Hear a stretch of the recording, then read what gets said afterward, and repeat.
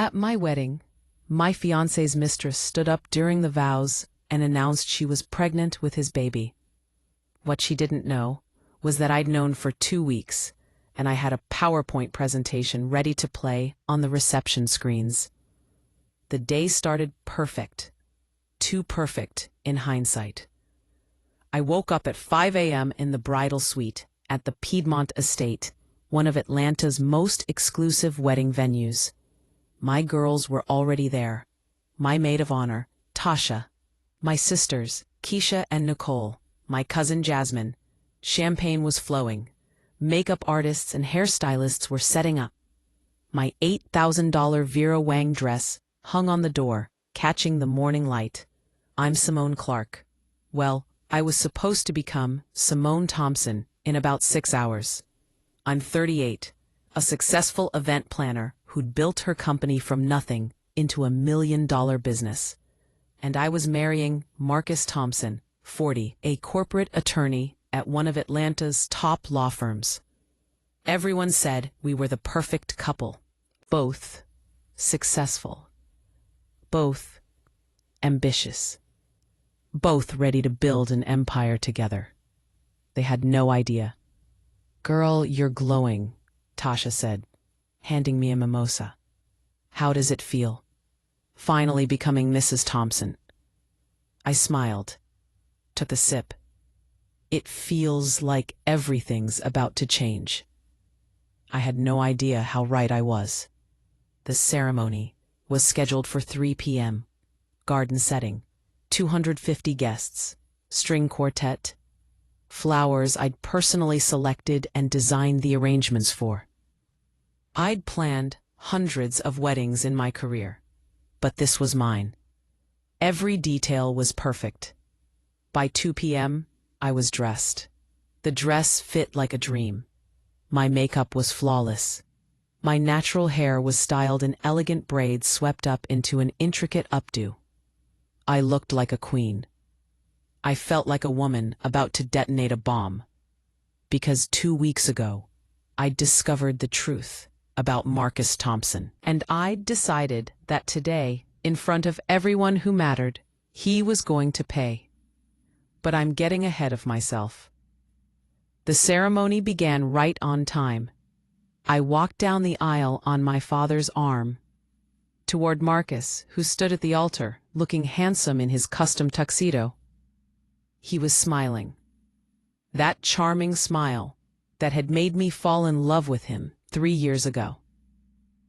The same smile he'd used on at least 4 other women while engaged to me. The officiant began. The traditional words, "Dearly beloved, we are gathered here today." My mother was crying. Happy tears. My father looked proud. My family and friends were smiling, recording on their phones, so happy for me. If they only knew. If anyone here has reason why these two should not be joined in holy matrimony, speak now or forever hold your peace. It's a ceremonial line. Nobody ever actually objects at weddings. It's just tradition. Except today. A woman stood up in the back. I saw her immediately. White, blonde, maybe 28, wearing a white dress. An actual white dress to someone else's wedding. Tacky, but intentional. "I object," she said, her voice carrying across the garden. The crowd gasped. Heads turned. Marcus went pale. The officiant looked confused. "Excuse me?" the officiant said. The woman started walking down the aisle, slowly, dramatically. Everyone was staring. "I'm sorry," she said, loud enough for everyone to hear. "I'm so sorry.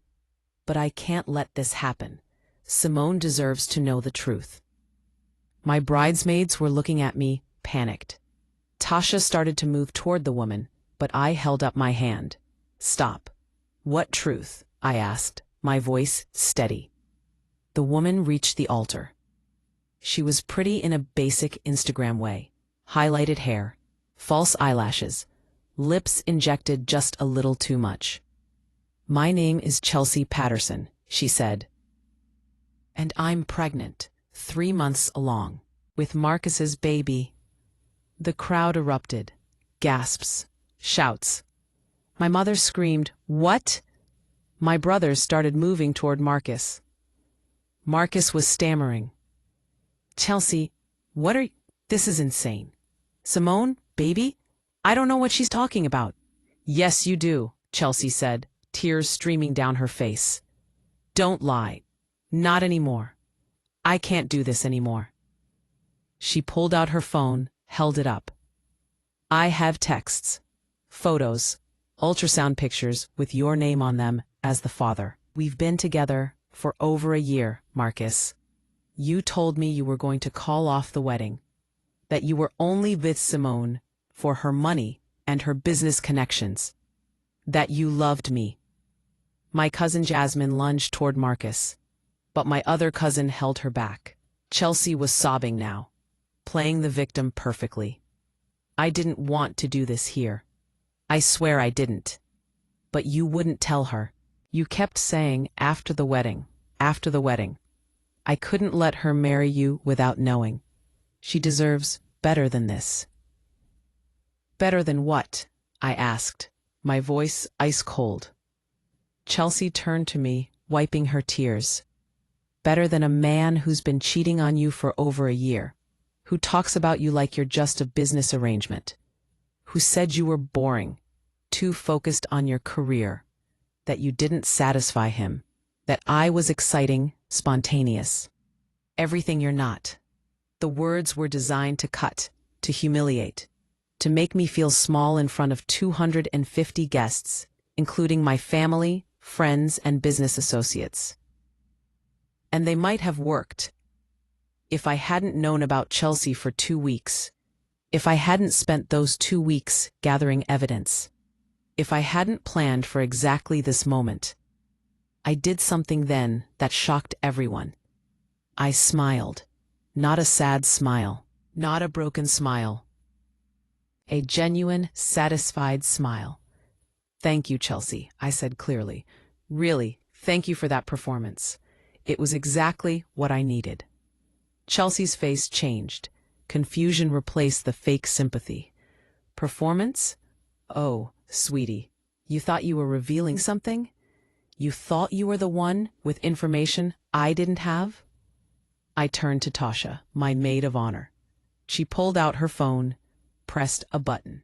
The large LED screens we'd set up for the reception, mounted around the garden to show a slideshow of me and Marcus, suddenly flickered to life. "Ladies and gentlemen," I announced, my voice projecting across the garden. "Thank you all for coming to what was supposed to be my wedding. I know you're confused right now. Let me clear things up." I gestured to the screens. They displayed a title slide. "The Real Marcus Thompson, a Multimedia Exposé." The crowd went silent. Marcus's face drained of all color. "You see, I've known about Chelsea for 2 weeks. I hired a private investigator a month ago because Marcus was acting suspicious, and my PI found everything. The affair, the pregnancy, the lies Marcus told both of us." The next slide appeared. Photos of Marcus and Chelsea, at restaurants, at hotels, entering her apartment, dates and timestamps on each photo. Chelsea's mouth fell open. "Marcus has been telling you he's leaving me, right, Chelsea? That I'm just a placeholder? A meal ticket until he gets established?" Chelsea couldn't speak, just nodded. "He's been telling me you're a crazy client from his firm who became obsessed with him, that he had to threaten a restraining order, that you were stalking him." I let that sink in, watched Chelsea's face realize she'd been played. "But wait," I said, "there's more." Click. The next slide. Text messages between Marcus and Chelsea. Marcus's words displayed for everyone. "Simone is so uptight. I can't wait until this is over. She's useful now, but I'm not staying forever. You're my real future. The wedding is just for tax purposes. We'll be together after." My mother was crying now. Not happy tears. Angry, betrayed tears. Click, financial records. This is where it gets interesting, I said. Marcus has been stealing from me, forging my signature on loans, using my credit cards without permission, taking money from our joint savings account. Money I put in, by the way. He's stolen $67,000 over the past year. Marcus tried to speak. Simone, you're taking this out of context. Am I? These are bank statements, Marcus. Your signature. My money. Unauthorized transfers. Click. More photos. Marcus with different women. Not Chelsea. But Chelsea, you should know something. You're not the only one. 3 different women's faces appeared on screen, each in compromising positions with Marcus, each with dates and timestamps. One of those faces was in the audience. Jasmine, my cousin's friend. She stood up, her face horrified. Marcus, you told me you were single. You said you were a successful lawyer looking for something serious. Another woman I didn't even know stood up from the back. He told me his fiancé died, that he was rebuilding his life. Chelsea was staring at the screens, then at Marcus, realization dawning. You were cheating on me, while cheating on her, with multiple women? This is insane, Marcus said, his voice desperate. Simone, why are you doing this? If you knew, why are we here? Why go through with the wedding? I stepped closer to him, close enough that everyone could hear, but it felt intimate, threatening. We are not going through with the wedding, but we are having a reception. Because I paid $75,000 for this venue, and I'm not wasting it. And because everyone here needs to see exactly who you are. Click. The final slide. Marcus Thompson, cheater, liar, thief, and as of this morning, unemployed. Marcus's face went from pale to green. What did you do? I sent all of this evidence to your managing partner yesterday. The fraud, the theft, the forged documents. Funny thing about law firms. They really don't like when their attorneys commit crimes. You were fired this morning. They were just being kind by not telling you before the wedding.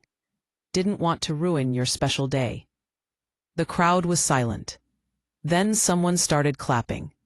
Then another. Then my entire family and friends section was applauding, cheering.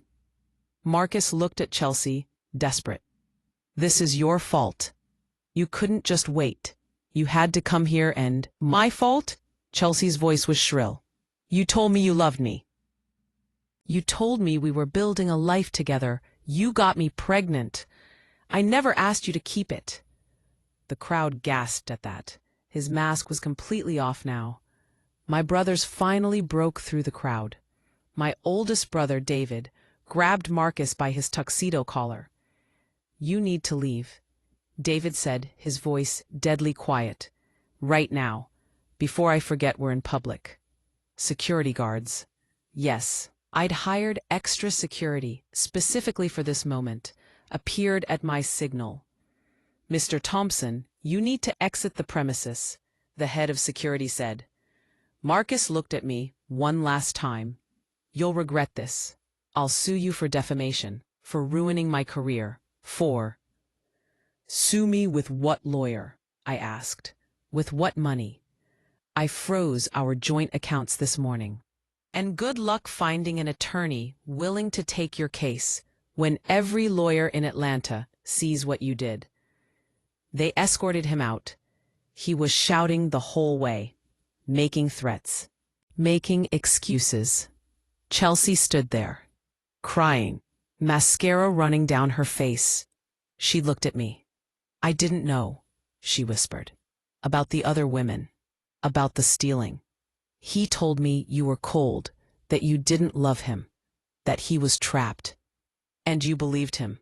And you helped him plan to humiliate me today. You wore white to my wedding, Chelsea. You announced your pregnancy during my vows. You tried to destroy me publicly.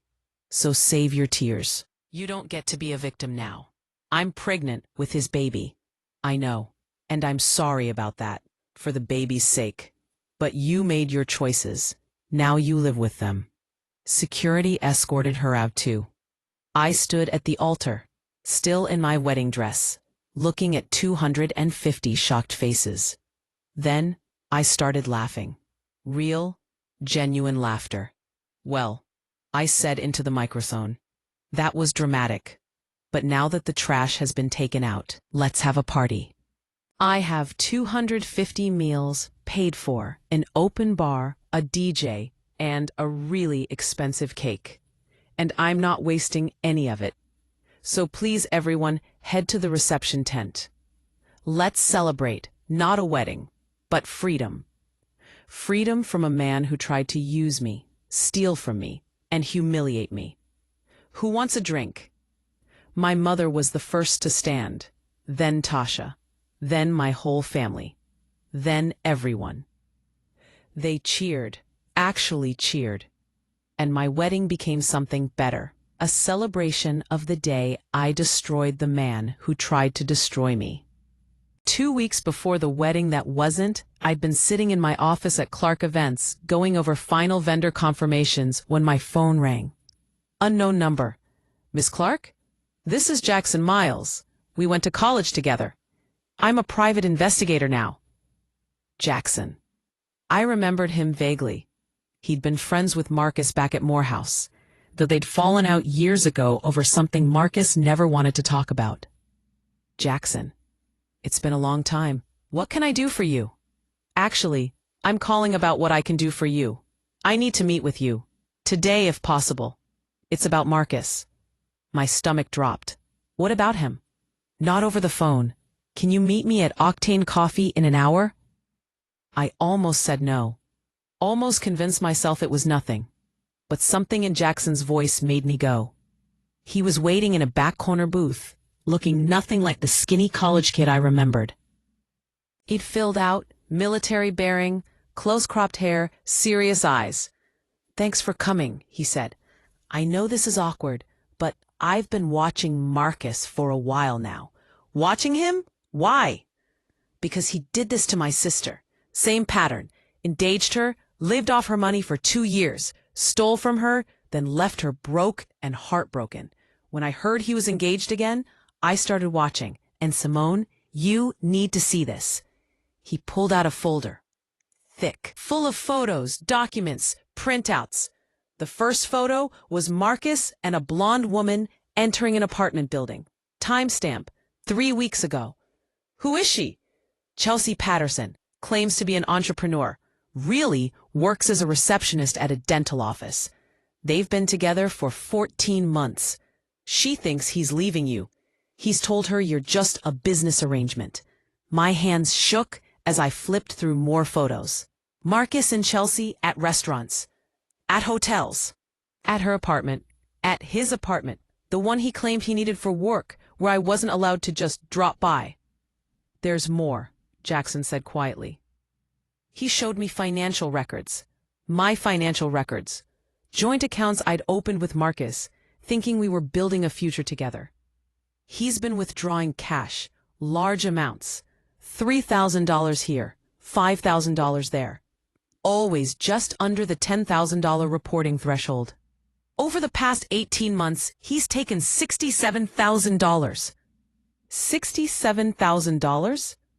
And there are loans, 3 of them, totaling $95,000 with your signature. He showed me the loan applications. My signature was there, but I'd never signed them. He forged these? Yes, I had a handwriting AnyList confirm it. The loans are in default. You're legally responsible unless you can prove fraud. I felt sick. What did he use the money for? Lifestyle. A BMW he's been hiding at Chelsea's place. Expensive gifts for her and at least 2 other women. Trips, designer clothes. He's been living like he makes $500,000 a year when his salary is $120,000. Wait, 2 other women? Jackson's face was grim. Chelsea isn't the only one. There's Jasmine. Jasmine? My cousin's friend Jasmine? He told her he was single, They've been seeing each other for 6 months, and there's Tia. She thinks they're in an exclusive relationship. He's been juggling all of you, plus his ex-wife he never actually divorced. The room spun.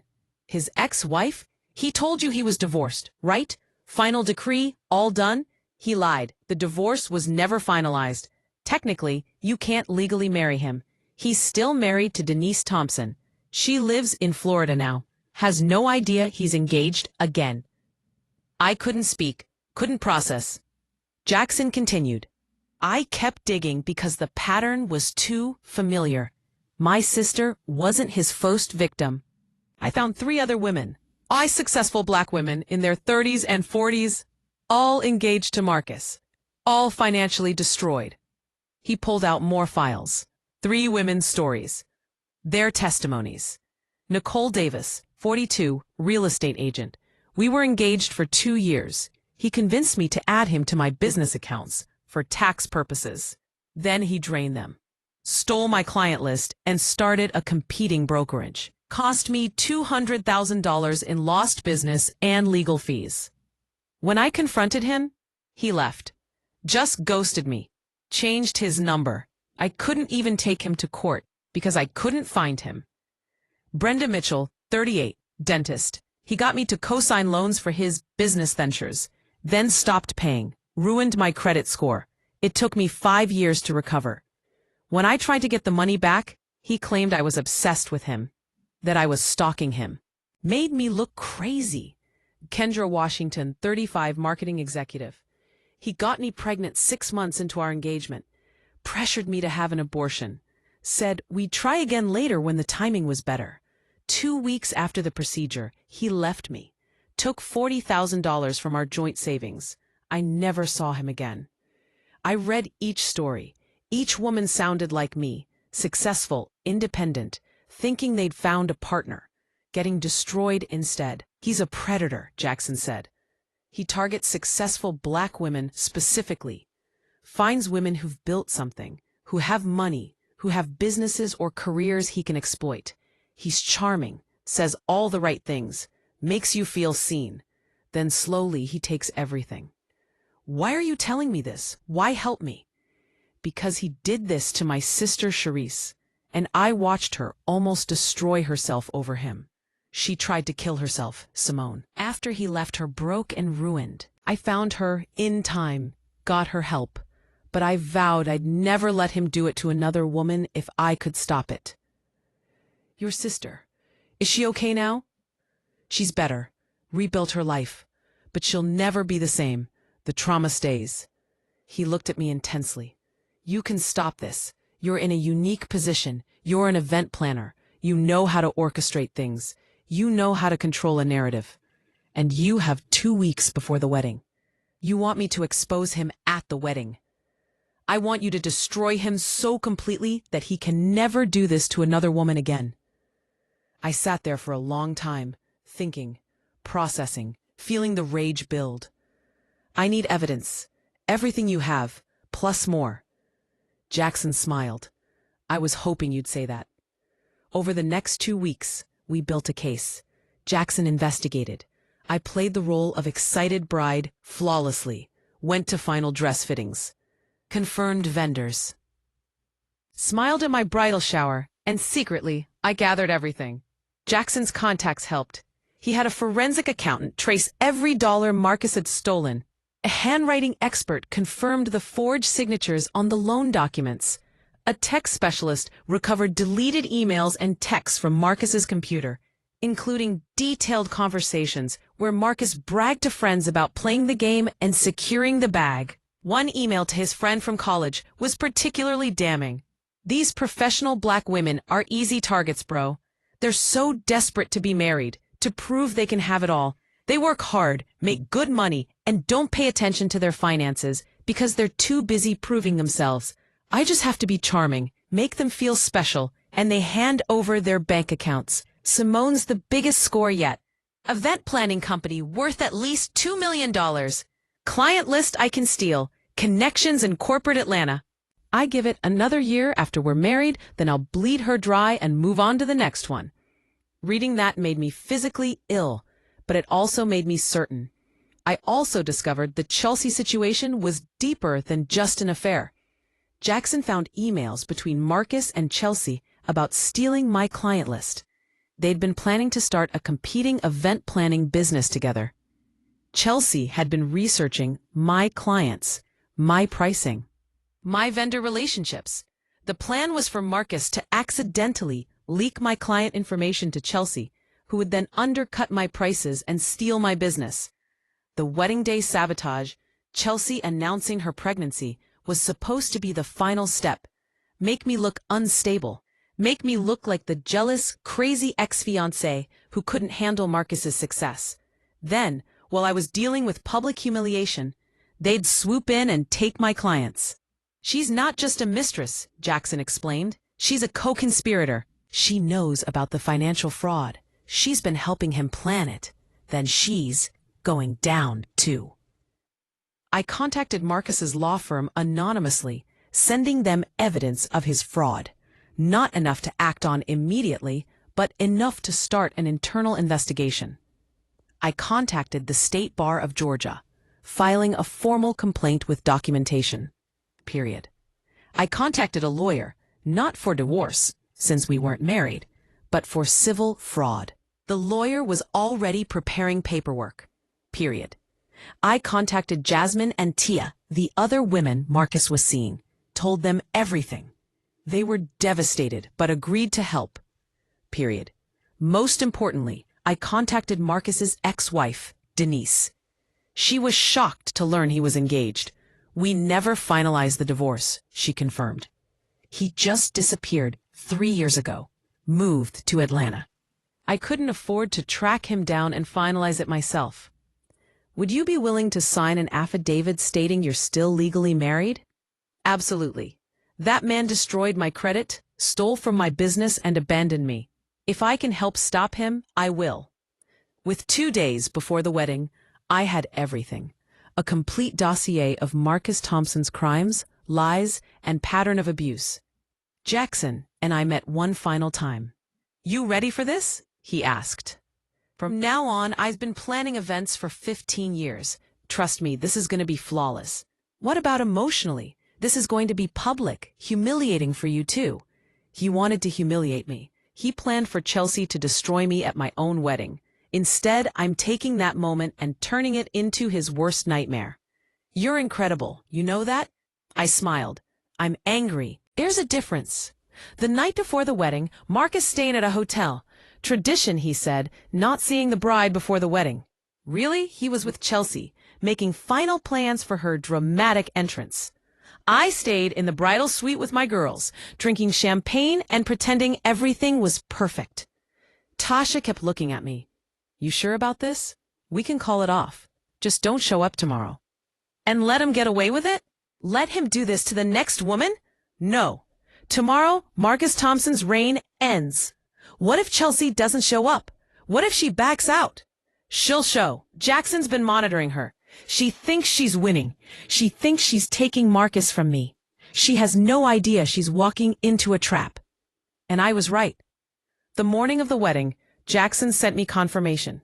Chelsea just left her apartment, wearing white. She's coming. Everything was in place. The PowerPoint loaded on the screens. Security briefed. My family warned that something was going to happen, but not to interfere until I gave the signal. All I had to do was wait for the moment. Wait for Chelsea to stand up and object.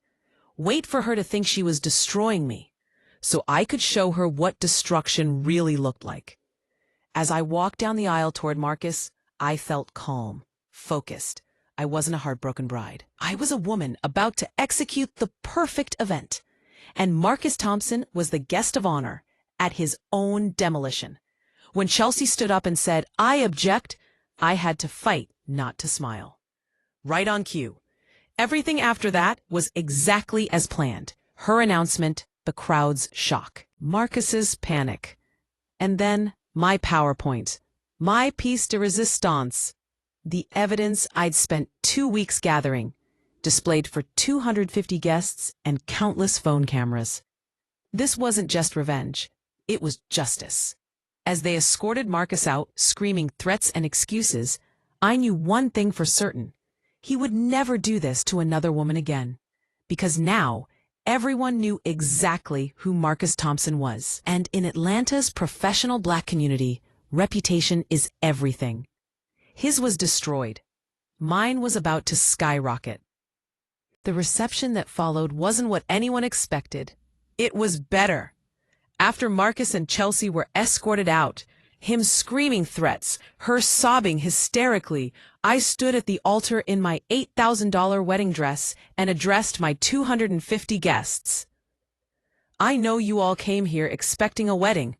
I'm sorry to disappoint, but I refuse to let Marcus Thompson ruin this day completely.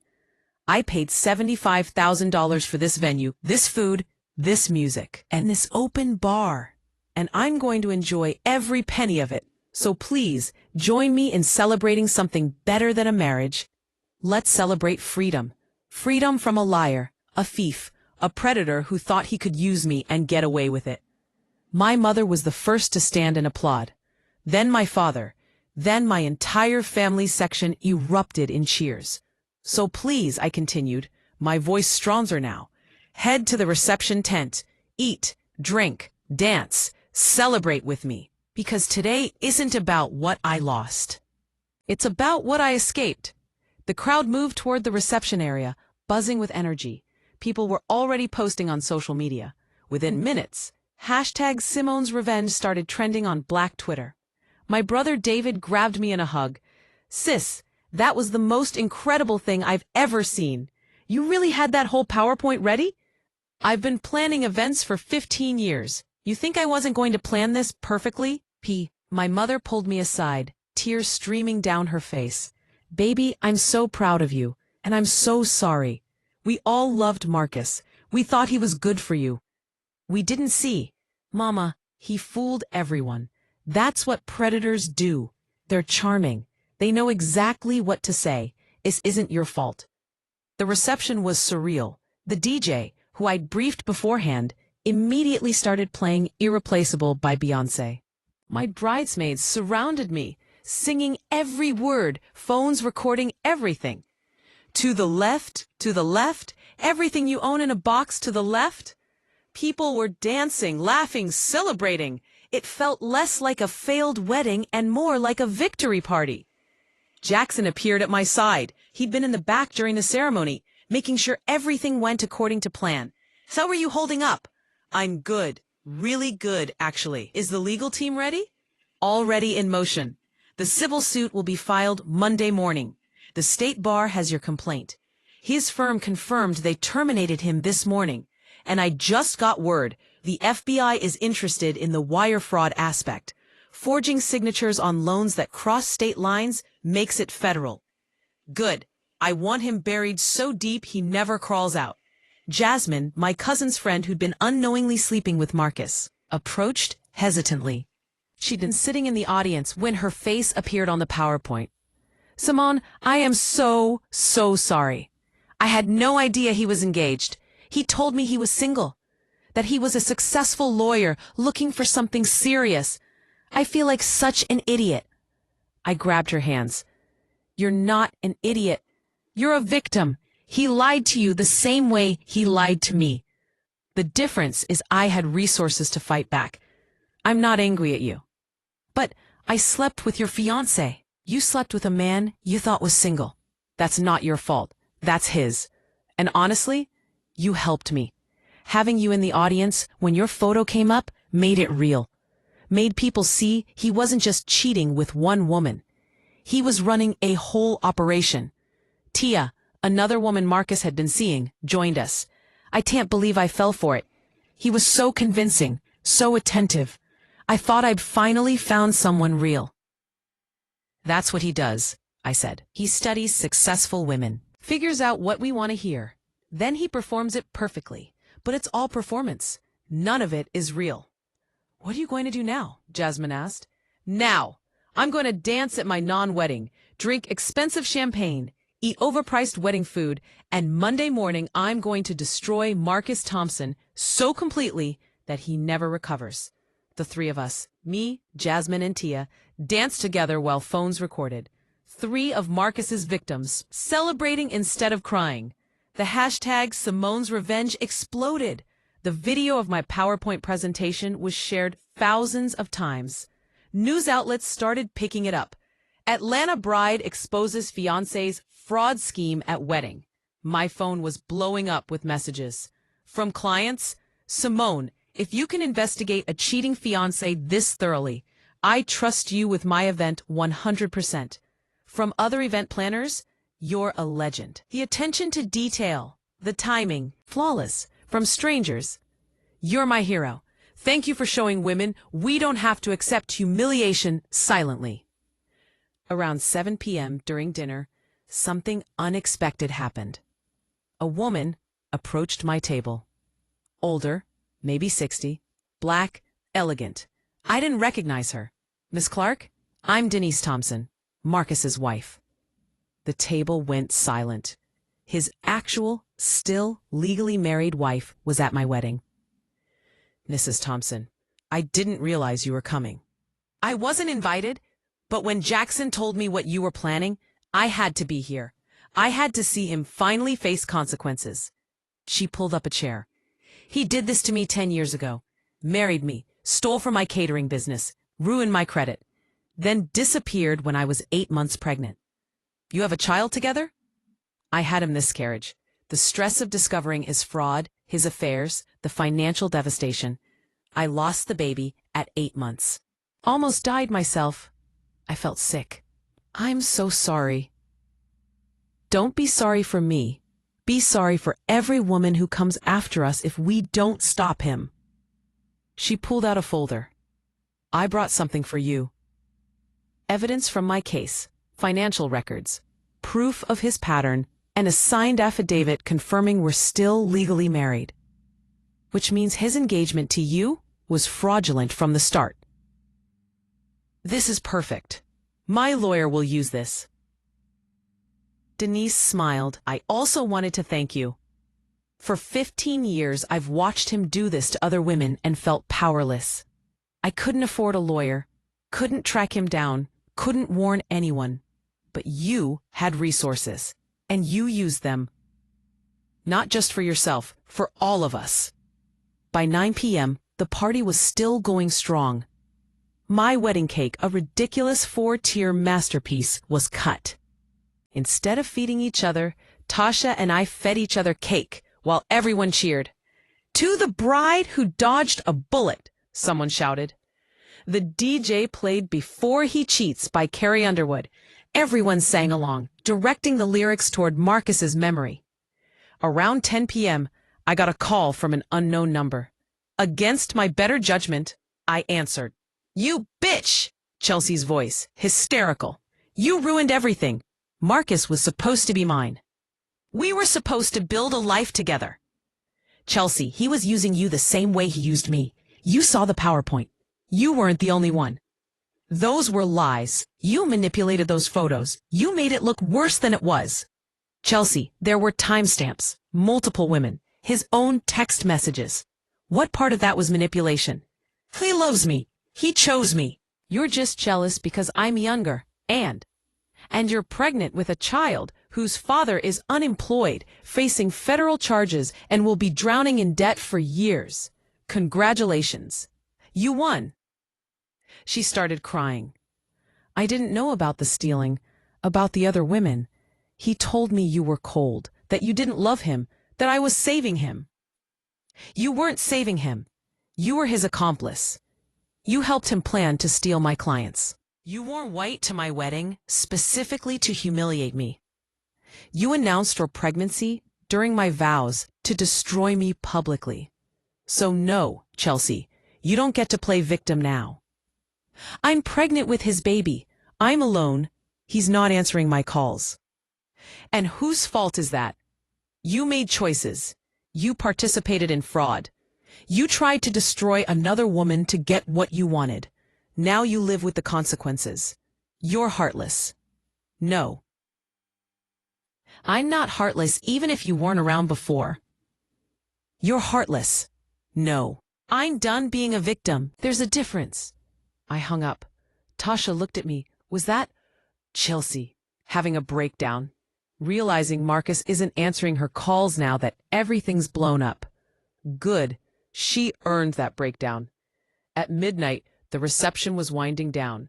Guests were leaving, hugging me, telling me how proud they were, how strong I was, how Marcus never deserved me. My parents were the last to leave. Daddy pulled me aside. "Baby girl, I failed you. I should have seen what Marcus was, should have protected you better."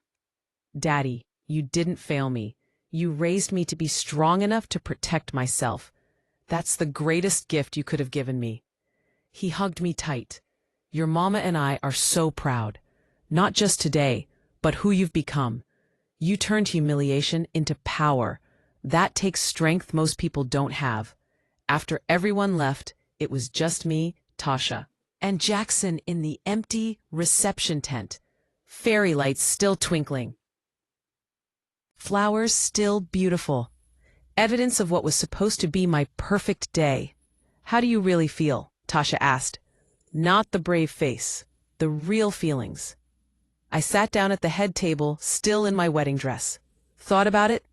I feel relieved, I feel angry, I feel powerful, and I feel grateful.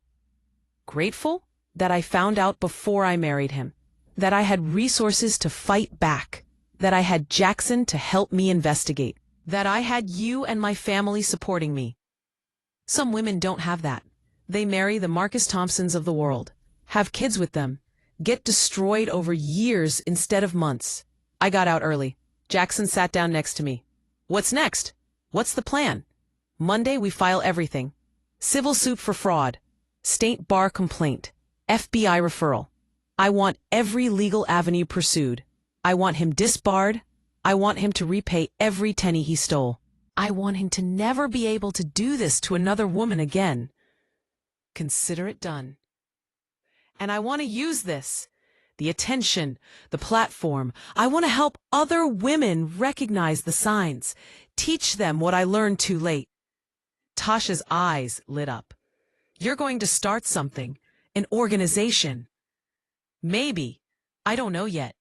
But I know that Marcus targeted me because I'm a successful black woman who he thought was vulnerable. And there are thousands of women like me. We need to know how to protect ourselves. The Simone Clark Foundation for not putting up with bullshit," Tasha suggested. I laughed, really laughed. "We'll workshop the name." As we were leaving, my phone buzzed. A text from Marcus's mother, whom I'd always loved. "Simone, I am so sorry. I didn't know. I didn't raise him to be this person. I'm ashamed and heartbroken. You deserved so much better. Please know that I support you completely, whatever you need. And I will testify against him if needed. He's not the man I thought he was. I hope you can forgive me for not seeing it." I responded, "Mrs. Thompson, you have nothing to apologize for. You're not responsible for Marcus's choices. I know you love him, and that must make this harder. Thank you for your support. It means everything." She called immediately. "Baby, I mean it. I'll testify. I'll show them the loans he took out in my name that I didn't know about. He's been stealing from me too, for 5 years. I just found out when I tried to refinance my house and discovered liens I didn't know existed. He stole from his own mother? $73,000. I thought he was paying off his student loans. He was using my good credit for loans I didn't authorize. He forged my signature. Mrs. Thompson, you need to report this."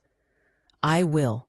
Monday, with you. We're both his victims. Let's take him down together." As I finally took off my wedding dress that night, alone in my condo, exhausted and wired, I looked at myself in the mirror. I should have been Mrs. Marcus Thompson. Instead, I was Simone Clark. Still, always, successful businesswoman, event planner, survivor. And starting Monday, I was going to be something more. An advocate, a voice, a warning to predators that not every woman will stay silent. Marcus thought he was marrying his biggest mark. Instead, he met his match. And tomorrow, the real work began. 6 months after the wedding that wasn't, I sat in my newly renovated office at Clark Events. Looking at numbers I could barely believe. Revenue was up 340%. My client list had tripled. Corporations, celebrities, high-profile individuals, everyone wanted the event planner, who was so detail-oriented, she caught her fiancé's fraud scheme and exposed it with a PowerPoint presentation. The viral moment had become a brand, and I'd leaned into it. My assistant, Monique, knocked on the door. "Your 2 p.m. is here. The interview with Essence magazine? Send them in." The reporter, a young black woman named Kendra, set up her recorder. "Thank you for doing this, Miss Clark. Your story has resonated with so many women. 6 months later, how are you?" "I'm better than I've ever been. Professionally, personally, emotionally. Marcus thought destroying me publicly would end my career. Instead, it launched me to a level I'd been working toward for 15 years. Let's talk about Marcus. Where is he now?" I smiled. "Marcus Thompson is currently working at a call center, making $16 an hour. He's living with his mother, who he also defrauded, by the way. He was disbarred by the Georgia State Bar. He lost his civil case against me and owes me $237,000 in damages and legal fees, which he's paying in monthly installments of $500. At that rate, he'll be paying me for the next 40 years. He also faced criminal charges, federal wire fraud charges. He took a plea deal, 3 years probation, restitution to all his victims, and he can never work in law again. He's also been ordered to pay back his mother, his ex-wife Denise, and 2 other women he defrauded. Total restitution ordered is over $600,000. How does it feel knowing he's facing consequences?" "It feels like justice, not revenge. Justice. He destroyed multiple women financially and emotionally. He needed to face real consequences, so he couldn't do it again." "And Chelsea Patterson? The woman who announced her pregnancy at your wedding?" My expression softened slightly. "Chelsea lost the baby, a miscarriage at 5 months. Despite everything she did, I wouldn't wish that on anyone. She's facing misdemeanor fraud charges for her role in trying to steal my client list. She took a plea deal, probation, community service, restitution. I think she genuinely didn't understand the full scope of what Marcus was doing. She thought she was in love. She thought she was the exception. She learned the hard way that she was just another Mark. Have you spoken to her?" "She sent me a letter 3 months ago apologizing, explaining that she was young and naive and thought Marcus loved her. She realizes now she was being used the same way I was. I appreciated the letter, but I didn't respond. I don't owe her forgiveness, and she doesn't need my permission to move forward with her life. You've become an advocate for women dealing with financial abuse in relationships. Tell me about that." After everything went viral, I was contacted by hundreds of women with similar stories. Women who'd been financially exploited by partners. Women who didn't know how to recognize the warning signs. Women who felt alone and ashamed. I realized this wasn't just my story. It's a pattern that targets successful women, especially successful Black women. I pulled out a folder. I've started an organization called the Red Flag Project. We provide resources, education, and support for women dealing with or trying to prevent financial abuse in relationships. What kind of resources? Free financial literacy workshops, legal referrals, a database of warning signs, support groups.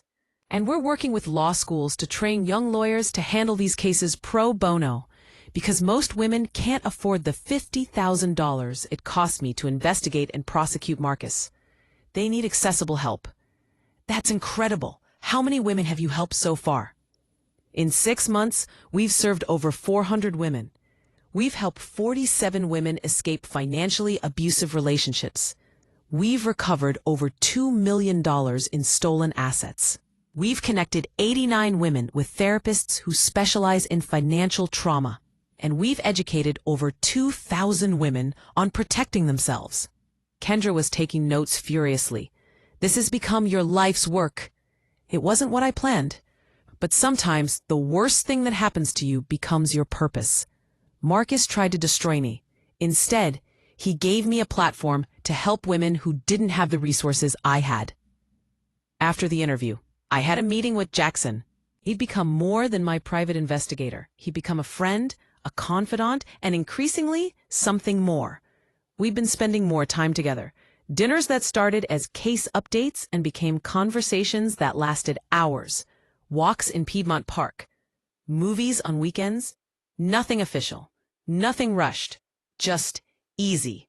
He walked into my office with coffee and that smile that made my stomach flip. How'd the interview go? Good. They're running it in the April issue. Should be great publicity for the Red Flag Project. You're changing lives, you know that? Not just with the organization, but by being visible. By refusing to hide or be ashamed. Women see you and think, I can survive this too. I hope so. That's the goal. He sat down, his expression shifting to business.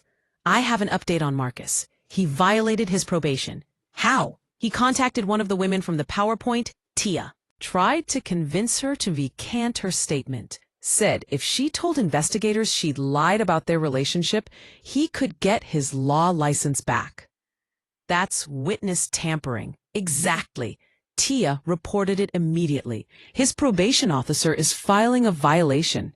He's looking at actual jail time now. 6 months to 2 years. I should have felt triumphant, vindicated. Instead, I just felt tired. Good. He needs to understand there are consequences. That he can't manipulate his way out of this. Jackson studied me. You okay? You seem off. I'm fine. Just tired of Marcus taking up space in my head. I've moved on. Built something amazing. Helped so many women. But he keeps finding ways to be relevant. I want him to just disappear. He will. After this violation, he'll be in jail. After jail, he'll be so buried in debt and restrictions that he'll be irrelevant. You've already won, Simone.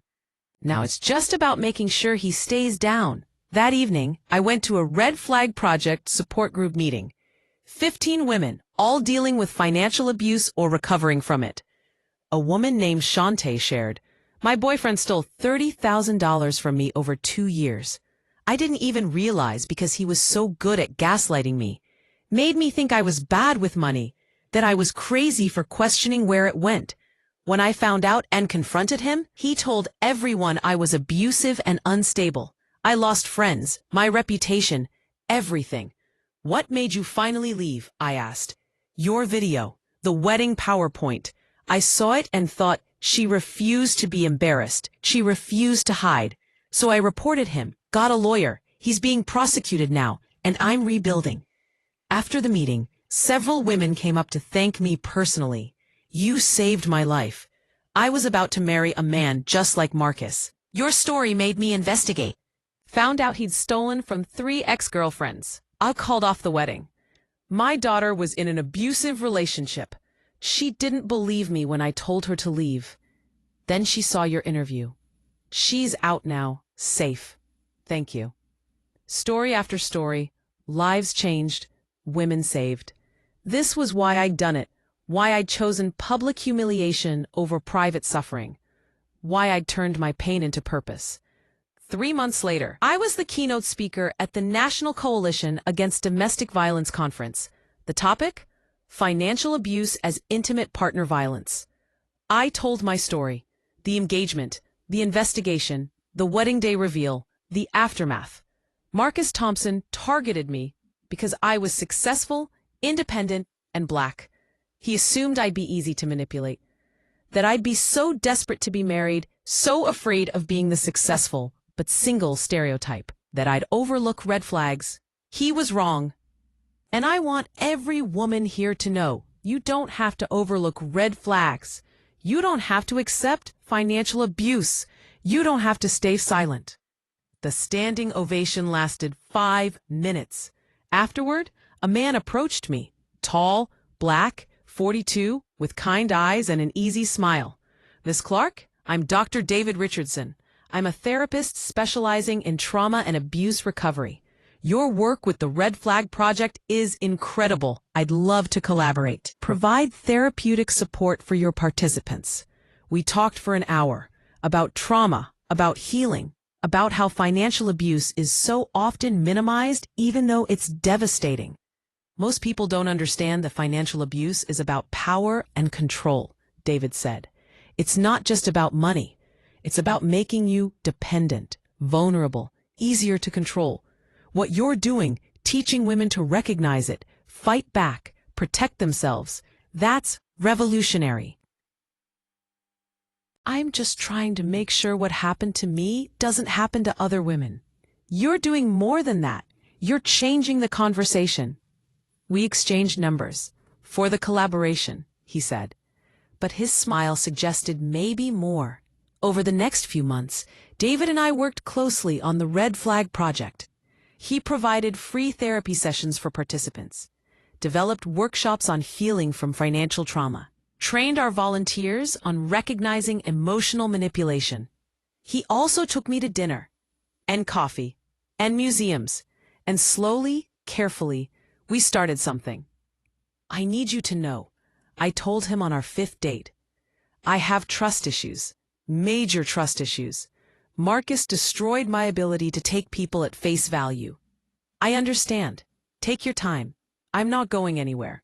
What if I'm never fully ready? What if I'm too damaged? You're not damaged. You're healing. And healing isn't linear. I can wait. But 8 months after the wedding disaster, Jackson called me with news. Marcus got sentenced today for the probation violation and witness tampering. 18 months in federal prison. 18 months? Judge wasn't playing. Said he'd had enough chances, that he'd shown a pattern of manipulation and refusing to accept responsibility. He'll serve at least 12 months before parole eligibility. Good. Maybe that will finally be enough time for him to reflect on what he's done. There's more. 3 more women have come forward, women he defrauded in other states before he came to Georgia. The FBI is building a larger case. He could be facing additional charges when he gets out. How many women? We've identified 11 so far. All successful Black women, all financially devastated, all between the ages of 35 and 45. He had a type and a system. 11 women. 11 lives destroyed. But because of you, no more. You stopped the pattern. You made him face consequences. You gave the other women courage to come forward. 1 year after the wedding, the Red Flag Project hosted a gala fundraiser. Over 500 people attended. Survivors, supporters, advocates. David was my date. Official. Public. We'd been together for 4 months, and I was finally ready to let people know. You look beautiful, he said as we walked the red carpet. Yes, we had a red carpet. I'm an event planner. It had to be perfect. You look pretty good yourself. During my speech, I thanked everyone, the donors, the volunteers, the survivors who'd shared their stories. 1 year ago, I was supposed to get married. Instead, I exposed a predator and accidentally started a movement. The Red Flag Project has helped over 1,000 women in 1 year. We've recovered $8.5 million in stolen assets. We've provided therapy to 347 women. We've educated over 10,000 women on financial abuse prevention, and we're just getting started. The crowd erupted. But tonight isn't just about numbers. It's about the women, the survivors, the fighters, every woman who refused to stay silent, who reported their abuser, who left the relationship, who rebuilt their life. You are the real heroes. I invited several women on stage to share their stories, each one powerful. Each one proof that survival is possible. After the gala, David and I walked through downtown Atlanta, holding hands, talking about the future. You've built something amazing, he said.